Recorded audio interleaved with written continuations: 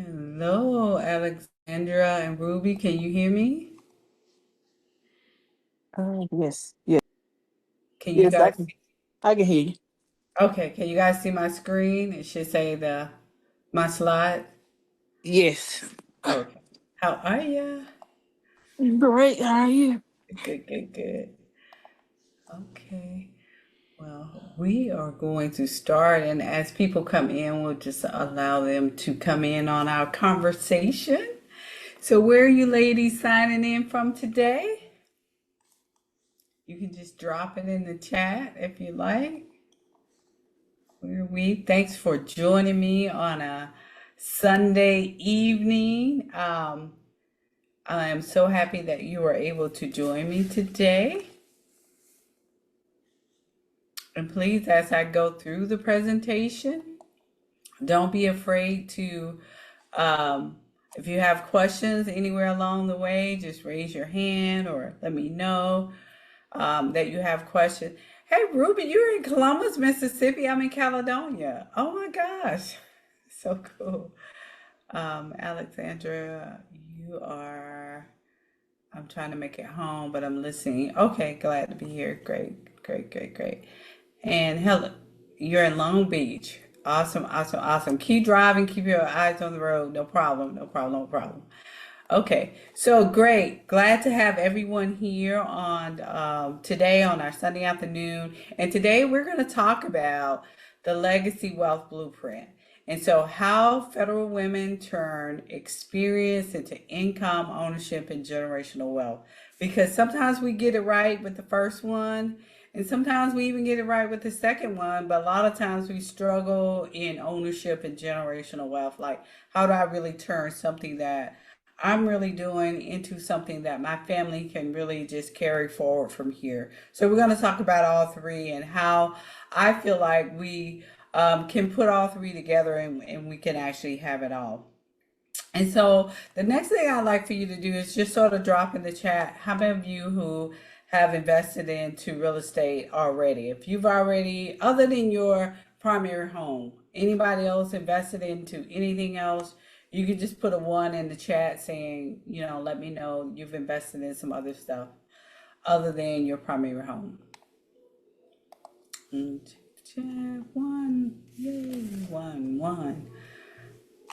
Okay, so you guys are already there, which is good, which is good. A lot of you are already there and you're investing. So good. This will just be a recap of some of the things that you've already done. So really the ground shifted and for a lot of us in the federal government, as you know, and a lot of us weren't prepared for it. Overall, and I know these 300,000 women didn't all come from federal government, but overall, over 300,000 Black women lost their job in the workforce in 2025. It was crazy. It was traumatic. It was crazy. It was a lot, right? And it seemed like it just happened overnight. We had no warning. It just came and everything was just sort of going crazy. It was high achievers everywhere, lost their jobs, laid off, people retired when they weren't ready to retire. And it just seems like the security disappeared really fast, faster than any of us expected it to happen. Um, and so that happened to us, and we were in a career and we were in the federal government, a lot of us, and we thought we could really trust that system. We thought it was secure. We thought it was safe. We thought we, would just sail right into what I call the gold watch and, get our pension and sort of keep it moving. But it didn't quite happen that way. And so I really don't think the real problem is retirement. I went through this as well myself. For those of you who may not know me, I am Deja Jones Brown, and I'm also a retired federal worker, Air Force veteran myself. And I also was caught up in the middle of what was happening in the federal government in 2025 when Doge sort of came into town. So I have been in that same exact system. And I tell a lot of people where I feel like I got lucky and it was just timing. I got lucky that I was already building something for myself on the side. And then I feel like I also got lucky that I was able to just fall right into months, guys, of actually being able to take full retirement from the government. And so it was just a combination of things for me where I feel like I got lucky. But I know a lot of great women who didn't, who was on the other side of that coin. And so it's just reason for us to really understand that we have to build out more than retirement to be in a place where we're not dependent on it. Even though we have great careers and good jobs and strong resumes, we need to know what to do that. We don't need one income source, one employer, one retirement strategy, one plan. I know, I get it. Been in the system since I was 18, so I understand what that feels like, and I understand. One day I woke up realization, and I was like, "Oh wow, everything that I have is tied up into the government somewhere, and so I got to depend on them to do right by me, for me to be secure in my future." And that's just not where we want to be, and it's not a good feeling. And so a lot of the people who went through this look like you and I. I just said, for example, Angela's reality, and I know a lot of Angelas, right? 15 years of federal service, GS 13 above, respected, led these teams, projects, known as the person to get it done, and unexpected separation, right? She was somewhere in between where she couldn't take retirement.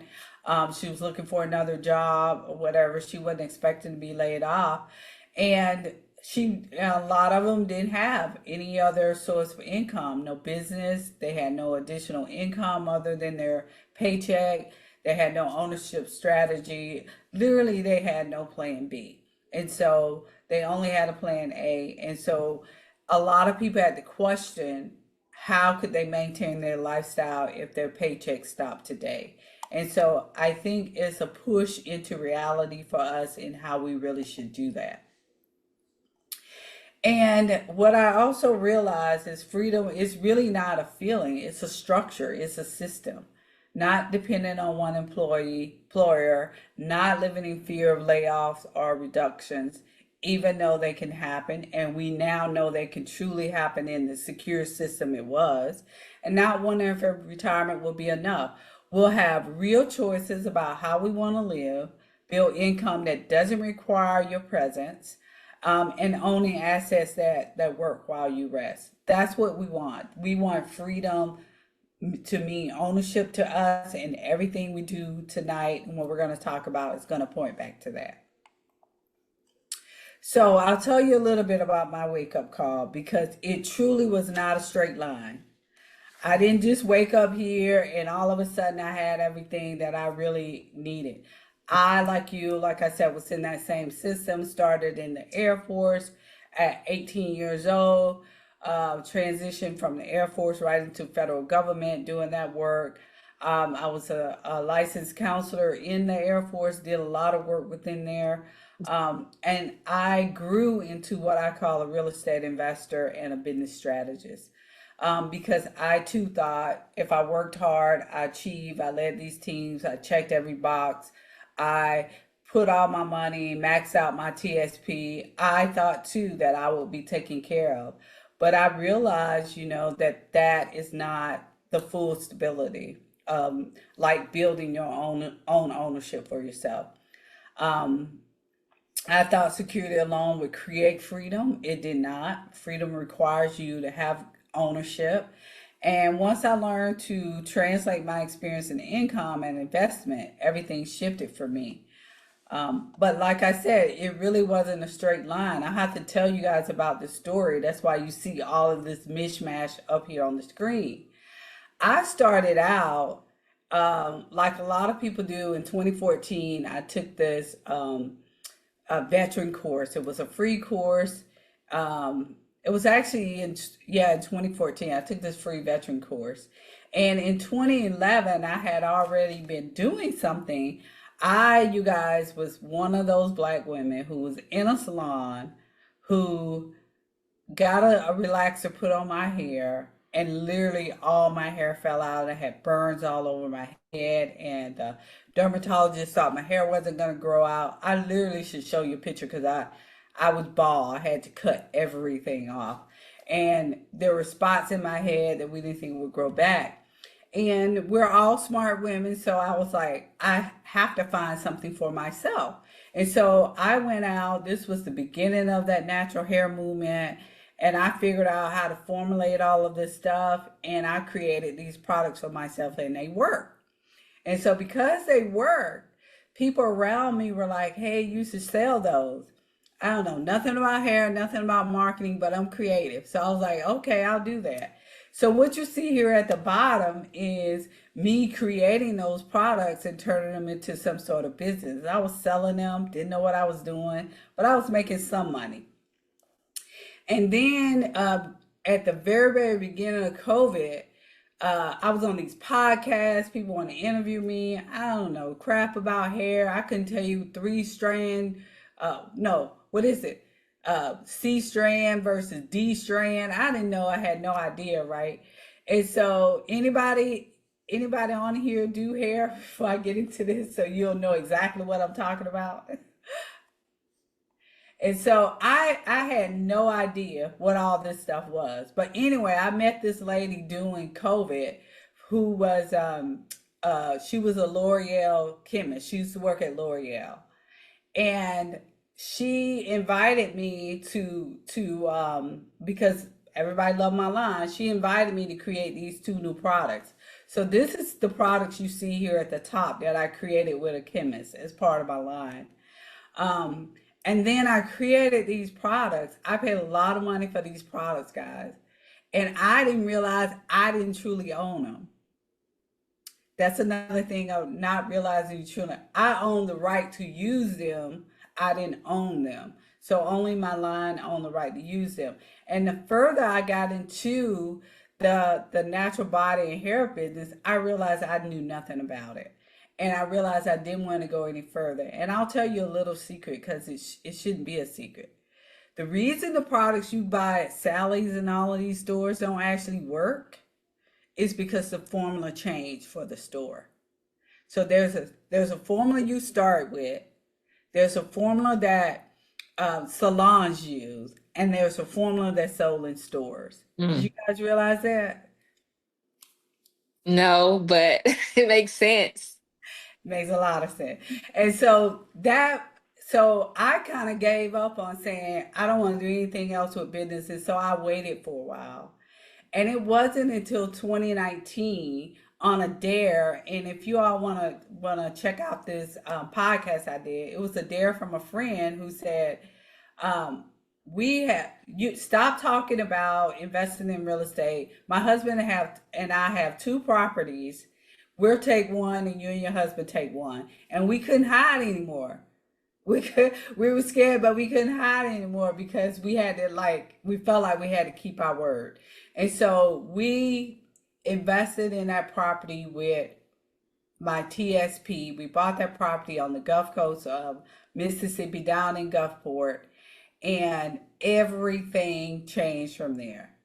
Because once we bought that first property, we learned very quickly from our friend that we could now take the equity from that property and buy our next property. And that's exactly what we did. We took the equity and bought our next two properties. And then we just kept doing that. And we're going to talk a little bit more about our strategy and how we did that. So, what we think though, before we even get to ownership, I was in this sort of mind space, and a lot of you may be in this mind space too, or know someone that's in this mind space. So, what we think, even though we are really, really smart women with $1 million skills, we think because we've been kind of conditioned that we need more certifications or more credentials or more education or degrees or something, or we think it's not the right timing. We think all of that will solve the issue, and it doesn't. I'm telling you, everybody on this call is already overqualified in everything they ever wanted to do. You don't need any more of that. I promise you. Been there, done that too. The problem and the truth is that it's really not education. It's really about how can we translate what we have into the market so people will actually purchase from us. Because you already have 10, 20, 30 years of mastery of something. The world just really hadn't paid you for it. You don't need any more credentials, you need a clear offer. And so I always say you are not broke, you're not broken, you're just untranslated. And we have been told specifically as black women to work harder, get more degrees, wait for our pensions, stay in your lane, play it safe. And that's not what they're out there doing.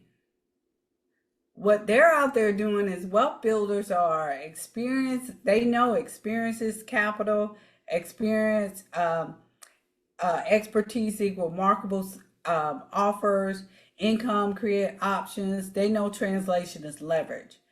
And so strategy is what replaces the fear. And so once you can have a really good strategy on something, you can understand how you can do it too. And you can do it in a way that won't harm you. Okay, so let me give you a quick example. Your career didn't just build the government, it built you. I don't know what your particular job was, what they call them. I'm a year out and now I don't know what it is again. What OPM, not OPM, your classification was, but basically most of it had what you see on the screen up here. You had some sort of leadership that you learned, that you implemented, program management, compliance, policy, and training and development, depending on, how far you went with it. Most of us facilitated something. There are whole programs out there that teach you how to facilitate for $7, $8, $9, $10,000. Probably everyone on here is facilitated. Drop a one if you facilitated something in your job in the government, or wherever you work. I'm sure that's all of you, right? Drop a one if you ever did facilitation. This is facilitation. If you've ever done facilitation, everybody, right? Absolutely. And so people are charging people a lot of money to teach them how to facilitate. All of y'all know how to do that, strategy and change. And like me, part of my job towards the end is I manage this 40, $50 million worth of grant. And people say, well, you don't know how to, move grants along, and you've managed 40 and $50 million worth of budgets and grants and stuff.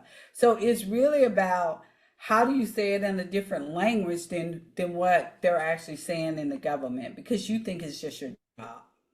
And I'm telling you, there's a lot of money moving in these areas.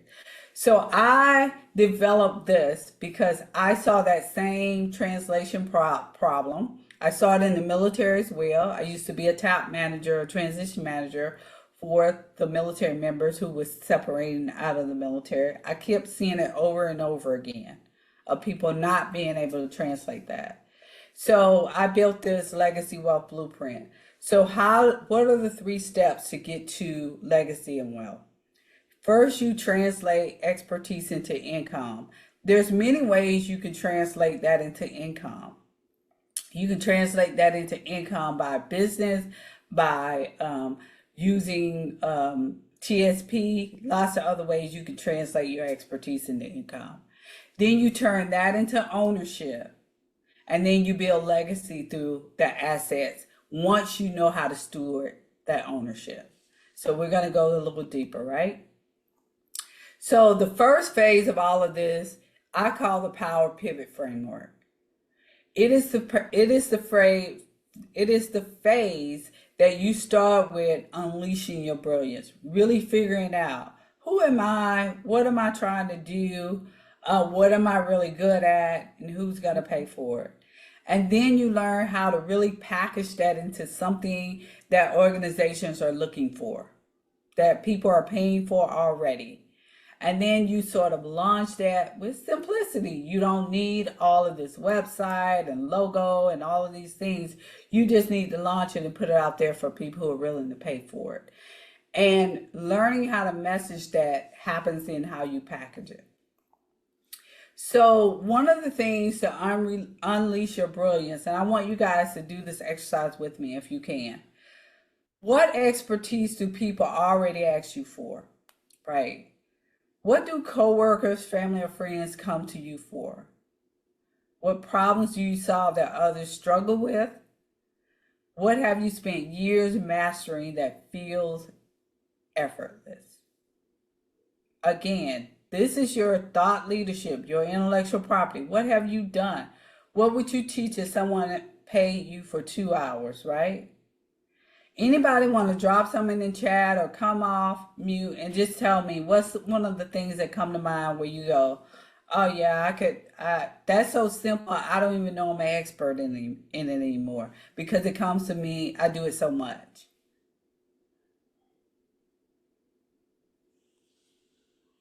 You can come out mute. You can drop it in chat. Anybody tell me something that you just do all the time that you don't even think of it as being, I'm an expert in it.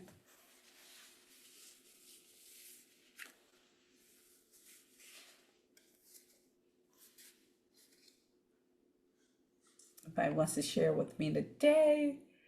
So, okay, well, I would say for a lot of people, it could be lots of things. It could be like, I facilitate all the time. Oh, I resolve conflict all the time. Oh, I'm the one that do project management all the time.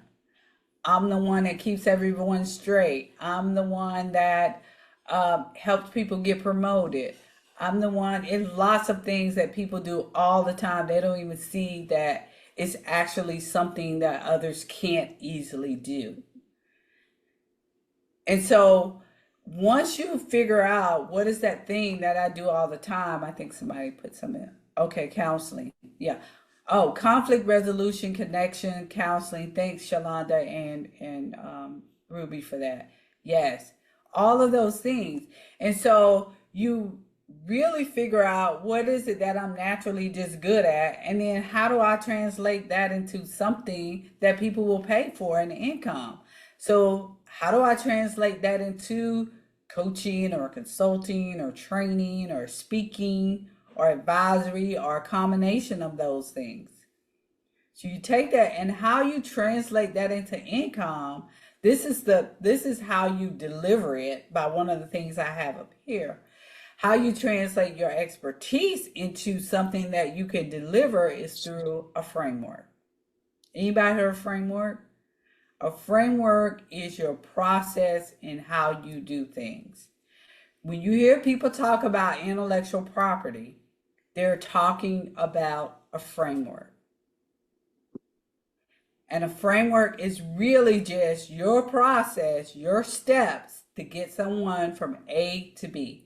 How do you get somebody from where they are to the results they want? That's a process. That's a framework. Anyone heard it put that way or know what I'm talking about at this point? And then you deliver it. There are many ways you can deliver it, but you deliver it in one of these ways. Is that making sense? Did that make sense? Yeah, thanks. Yes. Yes. Thank you, Ruby. So here's a quick example. So say you have 20 years in HR, federal HR, you manage workforce transformation and you resolve complex employee relations, right? So the problem is you can go to organizations and they're struggling with toxic workplace culture, leadership retention, federal compliance gaps. They may even be struggling with who do I hire, how much do I pay them, etc. That's what we call their problem, their pain points. So what could you offer them as a consultant? A consultant could be the way you offer it to them, the way you deliver it to them. And so you could say, hey, I help government contractors build compliance, retention focused HR systems. And I charge $5,000 a month and this is how I get it done for you. My process is this to this. That's my framework to get you the results. This is how an offer is born. This is how you offer something to someone. You take your experience, you solve a problem for someone, and then you offer them the service. That's the whole formula. Does that formula make sense? That's how you take what you have from the government and turn it into income. It makes sense? Drop a one if that makes sense for everybody. Make sense? Make sense? Make sense? Yes. Okay, thank you. So, this is again just how you do that process, how you go from what we just kind of said, from federal employee to first revenue. You identify what you have gone, your hidden expertise, translate that into something you can offer someone. Land your first client by giving them a price and whatever they're willing to pay you for it. And then that can replace your car note. That could be also what you start investing with, right? You don't have to quit your job. You don't have to start over. You just translated what you already knew. I know as a federal employee, there's so many compliance things. And as long as you get your ethics office to sign off on you doing your side hustle and you're not overlapping with something within the government, it's pretty easy to get that approved for you to do that even while you're still working with the government. So ask me more questions about that later if you still have questions. So I want you guys to, this is one of the clients that I work with, Talisa. Tell me if you can't hear her, but I just want you all to hear Talisa. When it comes to entrepreneurship, one of the biggest assets. Can you guys hear her? Let's see. Is the people that you're connected with. And Daisy has a specific skill set where she is able to identify two individuals that can benefit from each other's expertise. And that's exactly what she, when it comes to entrepreneurship, one of the biggest assets is the people that you're connected with. And Daisy has a specific skill set where she is able to identify two individuals that can benefit from each other's expertise. And that's exactly what she did for me. Daisy helped me to connect with the right individual who was managing the right community, and that community happened to need what my course was offering. And I was able to increase my sales by $50,000, $60,000, and I would not have been able to do that had it not been for Daisy. So if you are thinking about working with her, I'm telling you, don't think anymore. Daisy is the GOAT when it comes to helping you connect the dots, connect with the right people, and increase your sales and your business, which is really what we all want. So everybody hear Talisa? Oh, it's pretty low. I'll see if I can.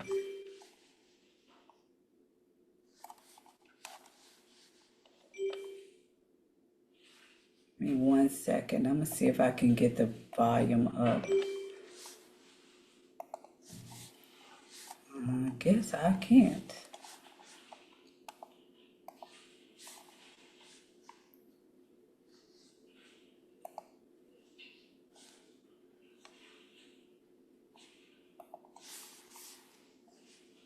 I think I gotta stop sharing to get the volume up.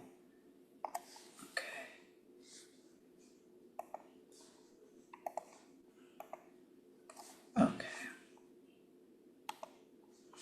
Okay, I'm gonna try this one more time. When it comes to entrepreneurship, one of the biggest assets is the people that you're connected with. And Daisy has a specific skill set where she is able to identify two individuals that can benefit from each other's expertise. And that's exactly what she did for me. Daisy helped me to connect with the right individual who was managing the right community, and that community happened to need what my course was offering. And I was able to increase my sales by $50,000, $60,000. And I would not have been able to do that had it not been for Daisy. So if you are thinking about working with her, I'm telling you, don't think anymore. Daisy is the GOAT when it comes to helping you connect the dots, connect with the right people, and increase your sales and your business, which is really what we all want. So that was Talisa. Hopefully you guys could hear a little bit better that time, but that's one of the individuals I work for to help her turn her, she was already working one-on-one with clients to make more income, but turn that income into a lot more, 50 or $60,000 within a couple months by changing her delivery a little bit. And so once you can really turn your income, turn your skills and stuff into income, then you want to look at now, how do I really turn that into ownership? And I'll tell you, this is where most people stop. They stop because they go, I got an income, it's going to lead to a pension, which is almost elite, doesn't even happen anymore. It's almost extinct that people don't even get a pension anymore. But people stop with, how do I now turn all of this into ownership, and how do I create wealth for myself? Like it says, your income will pay your bills, keep your lights on, do all the essential. But what ownership does, it creates wealth for you. Ownership works while you're resting. I'm not going to say everything is passive, but it works while you're resting. It's a different kind of rest. It builds across generations, and it bridges you to freedom. So income, you work for money. Ownership, your money starts to work for you. So what I teach, and there are many ways you can move into ownership. What I teach within the wealth circle is real estate. And so we learn a lot in the wealth circle, the ladies in there, about rentals, multifamily, REITs, etc. But you can also do that with partnerships and equity stakes and stuff, business ownership, when you can get in early. Everybody see the people were so excited about some of the things that were happening in chat GPT, people got on early, or someone who was able to invest in SpaceX before it went public, etc. Private lending, that's a different way of using money for making income for yourself or to acquire ownership into businesses and real estate. And then business acquisitions. Sometimes we think we have to start a business from scratch when we actually can purchase businesses. And this is the moment you want to do that, because we're in the middle of a transfer of wealth from the baby boomers into the next generation. So you really want to be able to be a part of that as well. So that's how you begin doing that. So I want to give you this quick example, and I want to know if this makes sense when you guys hear this. What if your money did work as hard as you do? So this example is hotel investing. So say you were able to move $25,000, right, from your 401k, your TSP, money you've saved, however you've done it, right? And you did an initial investment in a hotel. I know if some of you thinking you can invest in hotel, I didn't think you could either. I was like Hilton, I thought Hilton. I thought Paris Hilton owned Hilton. That was it. I didn't realize that how it really worked. But you can invest in hotels. And we actually have a hotel expert that will be coming inside of the Wealth Circle to do some training with our ladies in there. But say you can invest an initial $25,000 in a hotel. Typically, hotels, they're not owned forever. Typically, they're owned 5 to 7 years before an owner switch out to a different owner, because of lots of things, because of maintenance, etc., PIF, which is renovation of them, lots of things. So the average is 5 to 7 years. So 5 years, you put your money in that hotel. It is not a good deal if you don't 2x your money. That means if you don't actually double your money. So in 5 years, you haven't used any of that money coming back in. Now you have $50,000. 5 years have gone by. Now you take that same $50,000 and you invest it again in a hotel deal. So after 10 years, that $25,000 have increased to $100,000. Am I right? Because it just doubled again. So now you take that $100,000 and you put it into a hotel deal. And now in 15 years, your $25,000, same $25,000, have just turned into $200,000 by you reinvesting it again. This is not speculation. It's not what it is. Typically, it's not a good deal. I wouldn't invest in a deal if it wasn't at least going to 2x my money. So this is what compounding do. It's not just you leaving your money in a 401k or stock market and that's it, and you can do nothing else. You can take a portion of something that you own already and you can do that. And of course, we know federal women have discipline to do it. So let me know what you guys think of that. Did that resonate? Again, you can come off mute. Tell me what you're thinking. You can put it in the chat. You can come off mute. Does this make sense? Yes, and I'm ready to invest. Absolutely, Joyce. Absolutely. Absolutely. Anybody else, this makes sense. This makes sense. Alexandra, Ruby, any of you guys, this makes sense? Or tell Hey, me when it JC, doesn't make sense. Yes. this is Tanya. Yes, it makes perfect sense, but I have a question. Uh-huh. So, taking money out of your 401k, isn't there a penalty unless you are actually retiring? And Yeah. then I thought you can only roll it over, without a penalty. So it's not necessarily a penalty. So you could take a loan from your TSP. Say you Okay, took a okay, $25,000 loan from it. You could take got up it. 50. I think it's up to 50,000. You can take a $25,000 loan. Now, I've done the math before. Even if you take that 25,000 and you got to pay yourself back, because you have to pay yourself back while you're still um, in the government, while you're still active, you still would make more money investing it in this than the $2,000 at 3-4% you would have to pay yourself back with. Right. Okay, got it. Thank you. Is that making sense? Totally. So I've seen this done. This is what happens. I wouldn't. Of course, we can make mistakes, but I wouldn't invest in a deal that didn't double my money.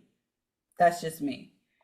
Um, if that's the case, you can leave it in some other things that wouldn't double your money. But typically, hotels and multifamily, you would at least double your money. So again, what I was saying, there are other ownership pathways of building your wealth. Real estate, you can start many different ways. That was a hotel example I just said. You can do single family rentals, multifamily syndication, REITs, real estate funds, short-term rentals.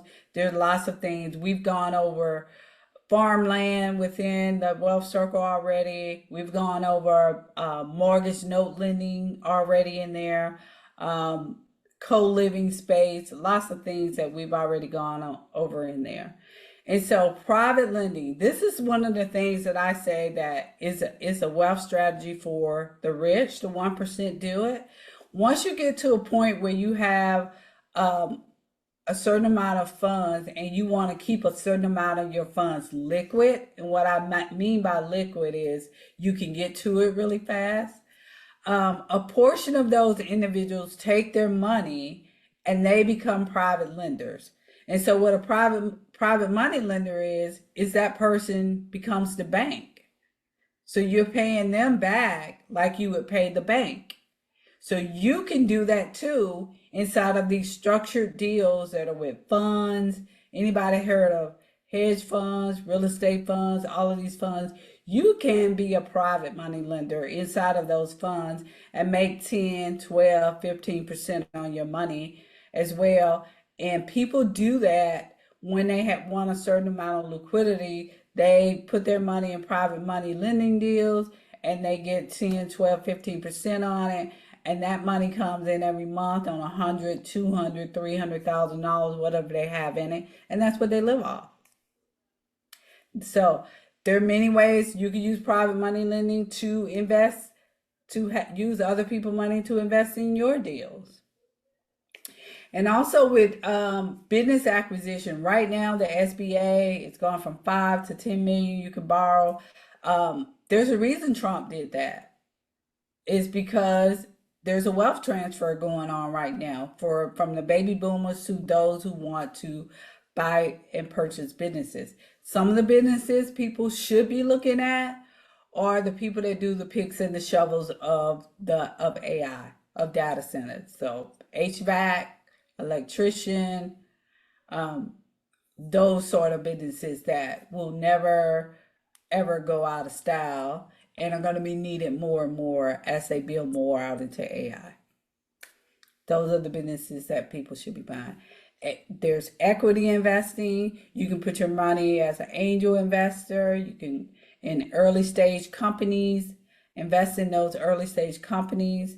I invested in an early stage crowdfunding tech company called Vester for real estate. And as that company grows, so does your equity in that company. And if that company ever gets the IPO, then you are the ones that get wealthy off of those type of companies when you take the chance and invest when they're in the early stages.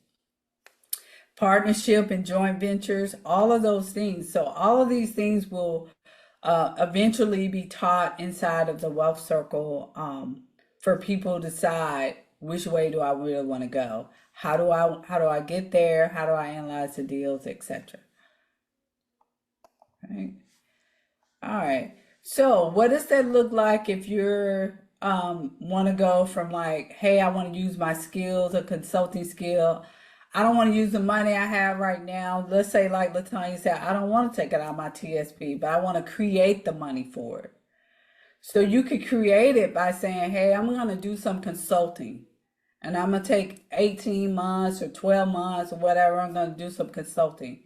So first, you learn how to go through that process I told you of the power pivot to learn how to create and launch your skill out there, right? Your offer. And you sell that back to IBM or this person or that company or that agency or small business or whoever or individual.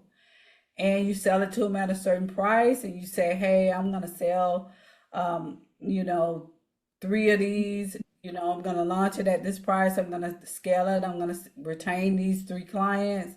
And then I'm going to invest what I make, that $25,000 from that consulting into that hotel. Is that making sense? And I can start now receiving those dividends and I can decide if I want to keep it, invest it all again into the next deal or etc. Is that making sense? So there's many ways to get there. Right? So the idea is your income, however your income funds the ownership and then your ownership funds the freedom. That's the sequence. That's how you do that.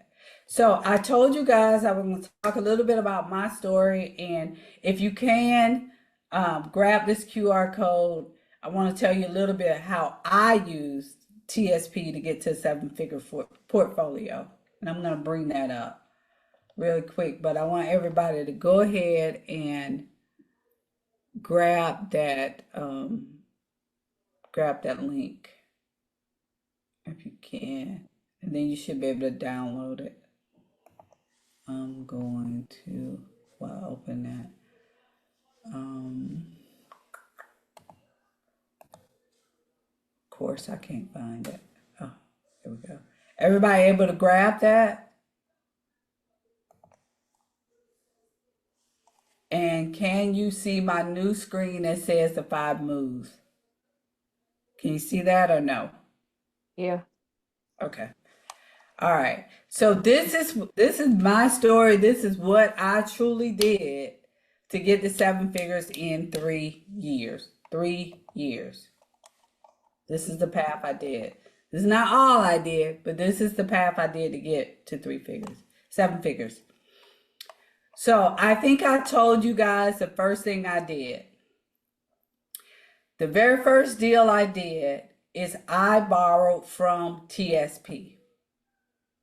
I took a loan from TSP and I went and I purchased a townhouse in Gulfport, Mississippi. I purchased it for cash with the TSP loan. Again, I'm still working for the government at this time, so I'm paying the loan back myself out of my salary at a certain percentage. So now I realized that townhouse, one, I had purchased it for cash, two, it had equity in it. So I then went to a credit union and I said I wanted after my friend told me, I didn't know this, I went to and I said I want a home equity line of credit. I don't want to refinance. I don't want to finance it. I want a home equity line of credit. Now, the home equity line of credit is going to be paid back by the tenant because that person is renting it from me. So I took that home equity line of credit, 75%, I believe it was, of the worth of the property. And I took that money and I found my next 2 properties and did a down payment on those 2. You guys following me? So now I bought 1 property. Now I have 3 because I took that home equity line of credit and I bought the next 2 properties. Now I have 3. So the first tenant is paying the home equity line of credit back, and now I've just taken that money and I've put the down payment on 2 more properties where those 2 tenants are now paying the mortgage on those properties. That making sense? And then I did that for the next 5 or 6 properties because I was reinvesting back into my portfolio. We wasn't using it. My husband and I were still working salary. We weren't using it. So we were reinvesting it. Okay, we were just making sure we bought properties that would work. Then we got a little bit more advanced and we decided to go to a tax sale. It was a tax sale with Mississippi, with the state, when homes already go to the state. And we found this property and we bought it for very little. And we took that home equity line of credit off of one of the other properties and we renovated that property. I think it took about $30,000 to renovate it. And then we decided to sell that property, seller finance, to someone who wanted to purchase a home from us. So that way we became the bank. So it's another thing we added to it, right? So eventually we did that same sort of scenario until we could basically got to the point where now we ran sort of out of our own money and we had to keep the business running, and now we want to use other people's money. But before I get into that, this is, I think, kind of what you asked, LaTanya. I put a scenario in here. If you borrow from your TSP and you have to pay it back at an interest, this is how much you would pay back versus how you rolled it into a property. So how it actually is, you have much more appreciation in the property than you would just paying yourself back the $2,000. So this kind of explains that. So, what did we do next? So, when I went to Ghana, we went at the year return. We met someone in Ghana who she worked for Marriott. That's when we learned that we could invest in a hotel. And so she gave us a name. We came back. I got in touch with that person. This was around COVID. And it was a very first mastermind. It wasn't that much, maybe $1,000 or something like that. I took that and just getting in the room. And we were able to invest in a hotel. Matter of fact, 2 hotels. Then we were able to invest we were saving all this money from when we weren't going back and forth in COVID. And we had savings. So we was able to invest in 2 hotels. And then we invested in the tech company that I was talking to you about.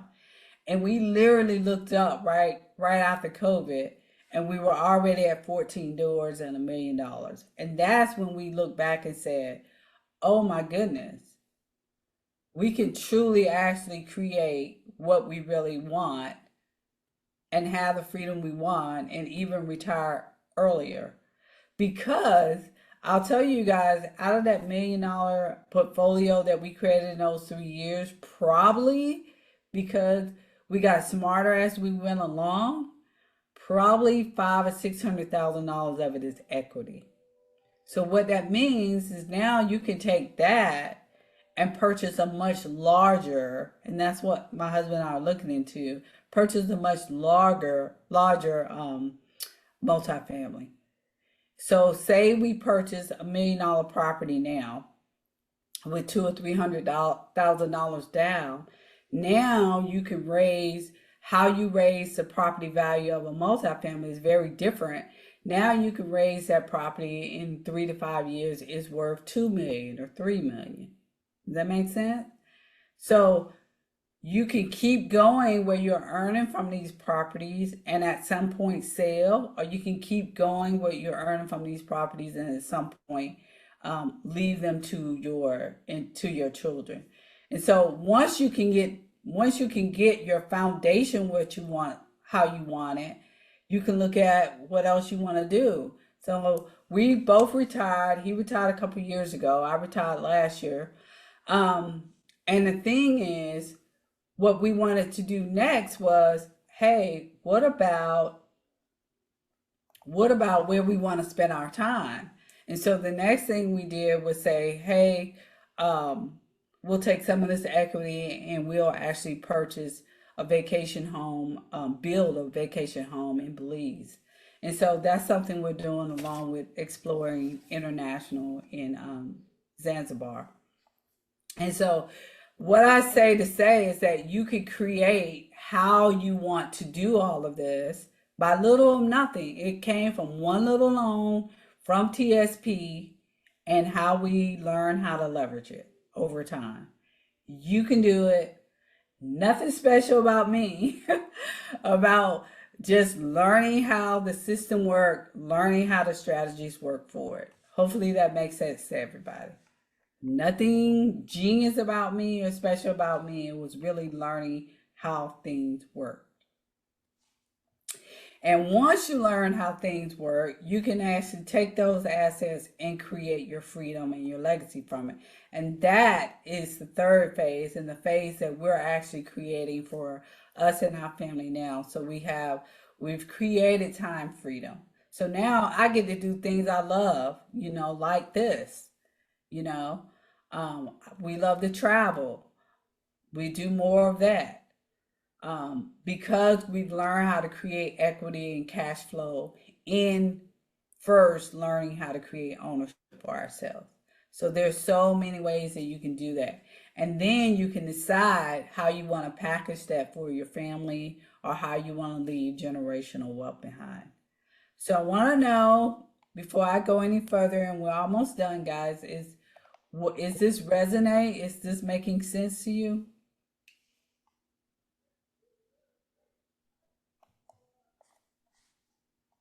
Is this making sense?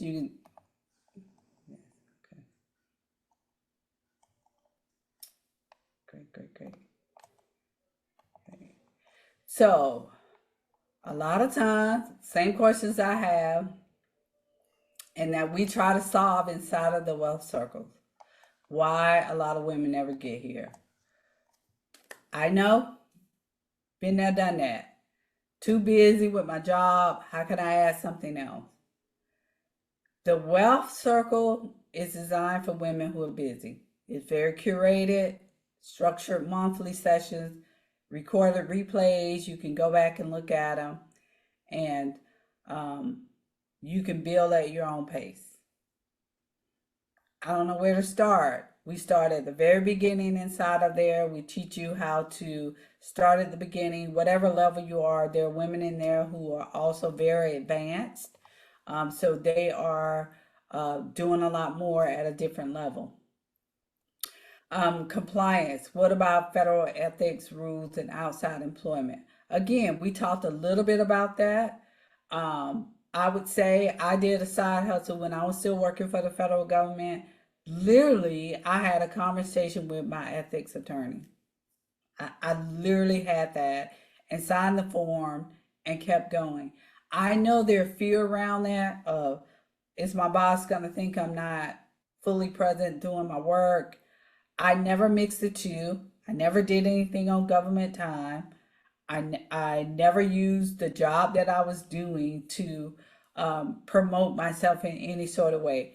There are guidelines around it, but you start with there. You start just following the ethical rules. And I would say this community inside of the government have the most integrity there is. So I really wouldn't worry that much about it other than going through the proper channels. And I don't know how to market myself or find clients.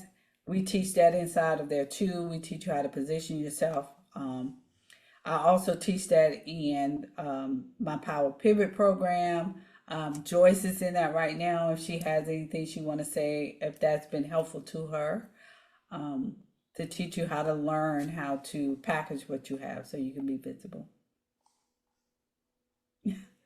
What was that, Joyce? A red line? I'm struggling over here with this phone. I'm on my phone.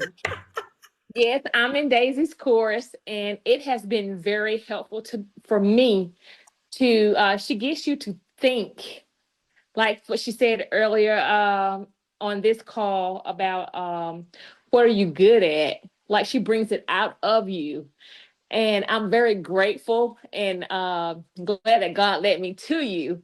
So that I could take this course because it has been very helpful. And I'm telling you, I am on my way. Am I, Daisy? Yes, absolutely. Thank you, Joyce. Thank you. Yeah. So I'm going to talk a little bit about the wealth circle. And I know Latanya, she's already in the wealth circle, and hopefully she's enjoying it as well. But the wealth circle is really a curated room. It's a curated room for building income, ownership, and long-term wealth. It's not a Facebook group. It's not another course. It's a wealth building community with strategy built in it. How did I even get to the wealth circle? I literally had a real estate brunch that my mentor and I put on, and we had so much um, energy at that brunch. We did it down in Biloxi. She came from Atlanta. We had about 30 people attend. We had others who wanted to attend but couldn't. And literally the thing that people wanted to know when they left was how could they stay in that type of room and how could they learn more about my journey. And I never even knew people wanted that piece of me. I was doing what I do with Joyce on the other side of helping people start their businesses. And I really brought everyone inside of the wealth circle so they could understand that a lot better. So they could understand that. So that's what's in there. So what do we do inside of there? We have monthly wealth strategy sessions.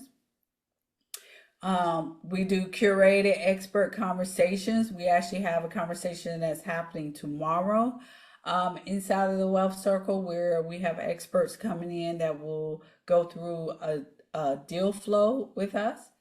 We have a finance and a mindset coach in there that works with our members and keep us all in line.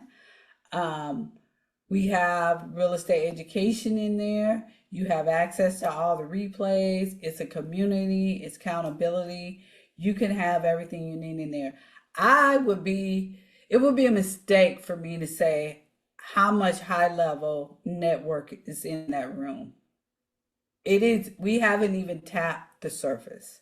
It is so much in that room that collaboration can happen that part is already blowing my mind. There's so much in that room that's gonna happen that is primed to happen for collaboration to begin and doors opening for individuals. So it is a space where we are truly bringing together the people who need to be together to make all of this work and make it happen. And so again, how do you make all this possible for yourself? Think about, what income do I have? Is it my savings, my TSP, my pension, my business, my side hustle, my W-2? How do I turn that into ownership? Let me understand what wealth is, the vehicles to do that. How do I evaluate my first deal? Again, that's what I told you, it's going to be in the room tomorrow night. How do I start building my team? How do I map out my capital pathway? And then move into your strategy, helping you build your 90-day plan, make a strategic investment move, and connect with your partners inside of there. Again, identify what your legacy assets are going to be. That is what you will do inside of the wealth room to help you get to a success. And these are fast action bonuses that actually I have offered nowhere yet.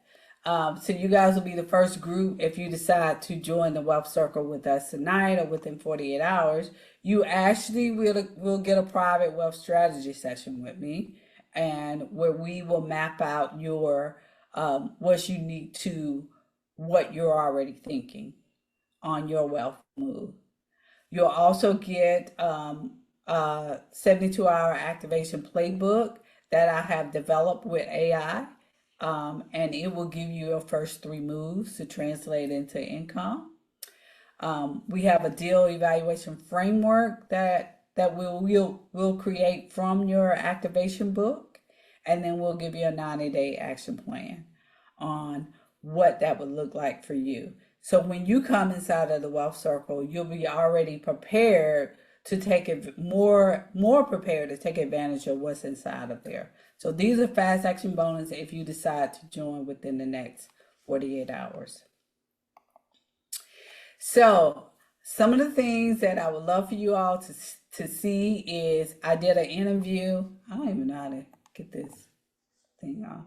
I did an interview with one of the ladies in the Wealth Circle, and she talks about how TSP, opening up about TSP, really helped her understand how she could use it. Now, this particular young lady is separated from the federal government, but she still didn't know how to leverage it.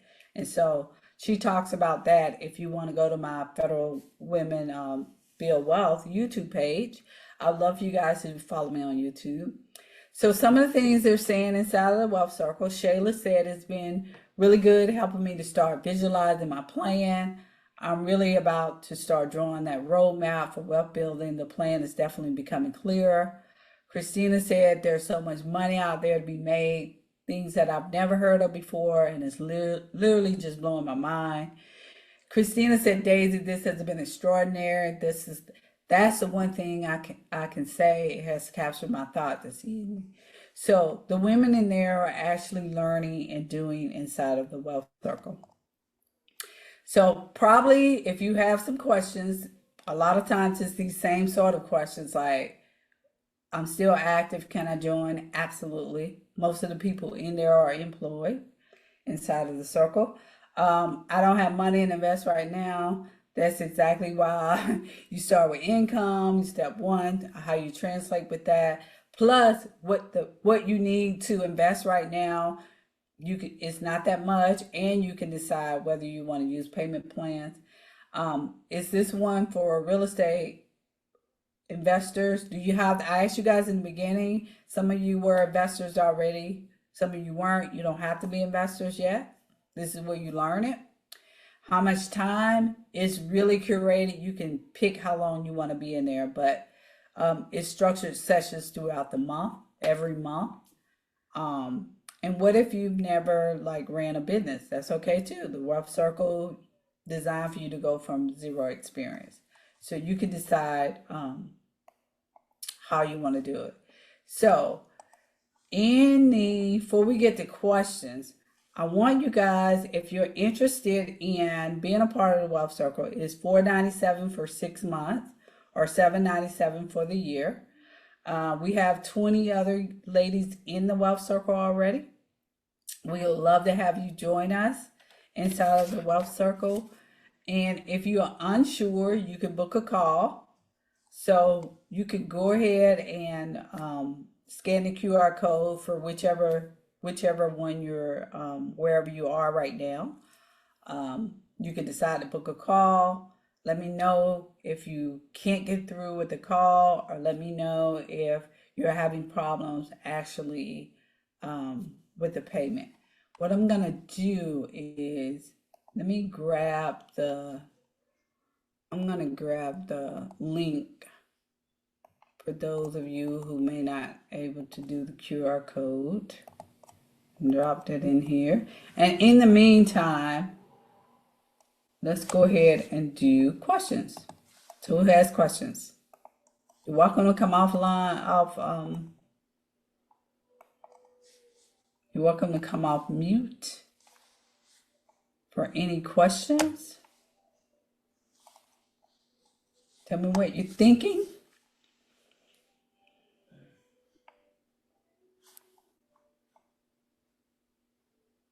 No, everybody talk at once.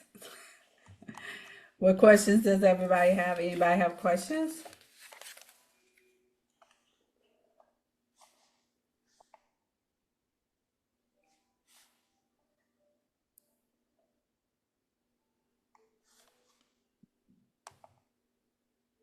Anyone ready to join the Wealth Circle?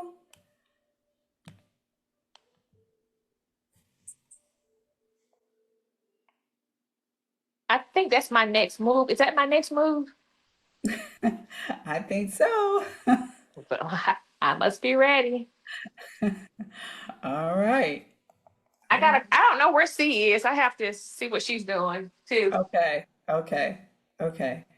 Grab that link right there, Joyce, and that I put in the chat. Anyone else um, have questions or anything they want to ask about the Wealth Circle?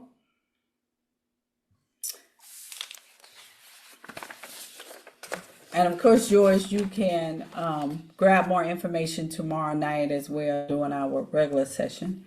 Okay. Anyone else interested?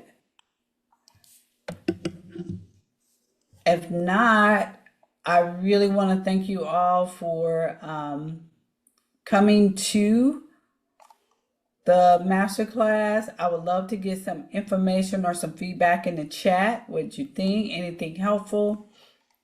Let me know what you're thinking. And I also would love for you to, if you're not ready, to book a call with me and we could go deeper. Any feedback? Any questions? Well, I liked everything you said. It was really good. I work for the state. I know you all work for the federal government, but I work for the state. So in counseling, and I know with our retirement is like PERS, so it's really hard to get anything out of there. But that sounds awesome. What are you doing? And I'm gonna talk more.